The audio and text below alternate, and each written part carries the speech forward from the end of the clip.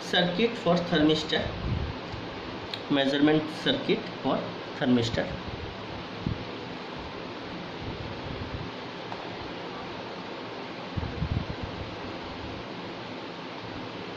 Circuit diagram for thermistor. So we will make it like there is a voltage source, there is a resistance,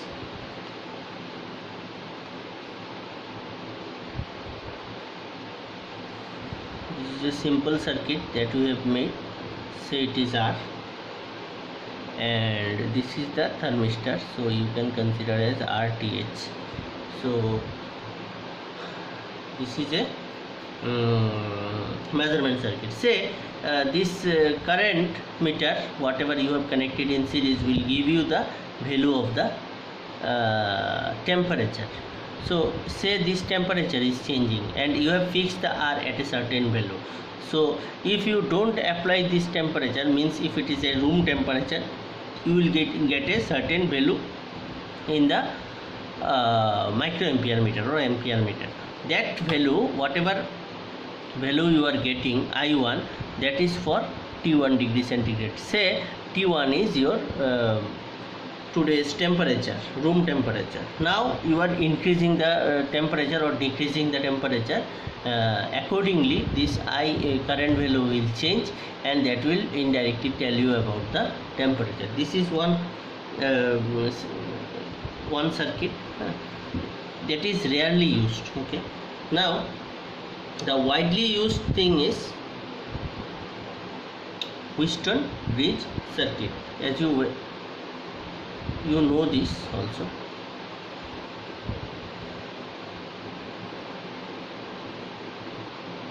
Now you will connect one resistance, you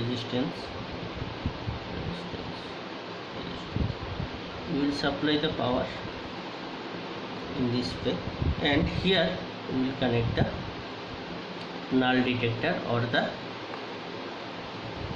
ampere meter, okay, or galvanometer you will connect. So I am just nomenclating it as R1, this is R2, this is R3, and this is RTH. This is the thermistor.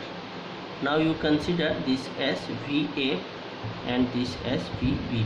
So if these two voltages are similar, then there will be no current passing through the galvanometer, and you will not get any deflection if it is a null detector. Now say this R1 by R2 equal to RTH by R3. By design we have got this. Now if there is a change in the temperature, then this voltage will vary, this VB will vary, and as soon as this VB will vary, there will be a deflection in the galvanometer will be observed. That deflection will directly tell you about this temperature. Now the question is that if my measuring area, suppose in a bath, this liquid temperature you want to measure using this thermistor, so you have put this thermistor inside this and you are measuring the deflection. But along with this, in the atmosphere also some temperature has changed, temperature change has been taken place. So that change will also add up with this change, the temperature that you are interested to measure. For that this thermistor cannot compensate it. For compensating that temperature, what we have did in the next diagram, I will show you.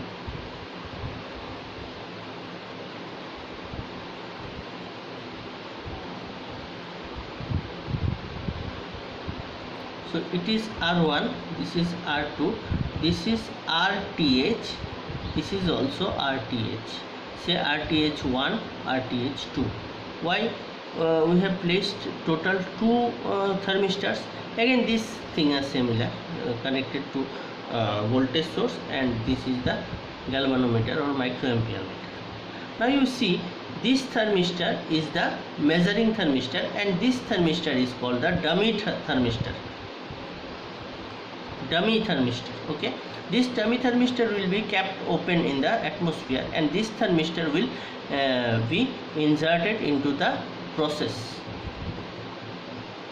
Now when you place into the process, there will be a deflection as this VV will change, and this VA is constant. Now say in the atmosphere there is a change. In the atmosphere there is a, say I am forcefully changing the circuit temperature using some heater. Okay, so due to that heater, this RTH will also change, and the change will be observed in this thermistor also, the same change, as these two thermistors are made up of the same material.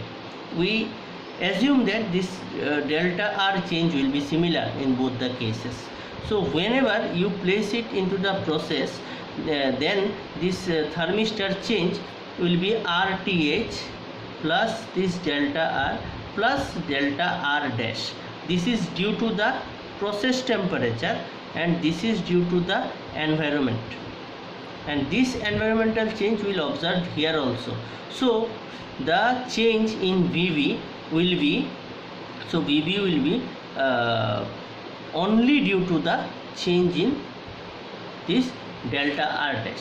Whatever voltage will develop here and here due to this change will be similar, and this delta R dash will come extra, and for that you will get the deflection. Okay, so in this way thermistor can be used for measurement of temperature. Okay, I think this much is clear to you.